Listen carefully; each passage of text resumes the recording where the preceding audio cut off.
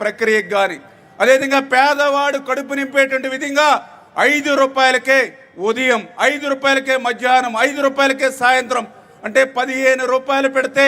పేదవాడు రోజంతా కడుపు నింపేటువంటి అన్నా క్యాంటీన్లు ఏదైతే ఈ ప్రభుత్వం ప్రారంభించిందో ఖచ్చితంగా ఇవన్నీ కూడా మేము గమనిస్తూ ఉన్నాం. వీటన్నిటికీ మించి ఏదైతే మన ఆస్తుల్ని కాజేయాలనే ఉద్దేశంతో ల్యాండ్ టైటిలింగ్ యాక్ట్ ఏదైతే ఆ రోజు వైఎస్ఆర్సీపీ ప్రభుత్వం తీసుకొచ్చిందో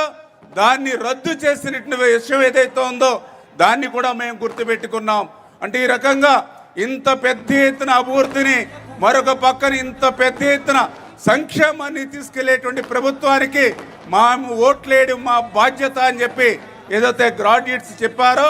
ఆ మాట నిలబెట్టుకునేటువంటి విధంగా అటు తూర్పు పశ్చిమ గోదావరి జిల్లా కానీ అదేవిధంగా ఇటు కృష్ణా గుంటూరు జిల్లాలో కానీ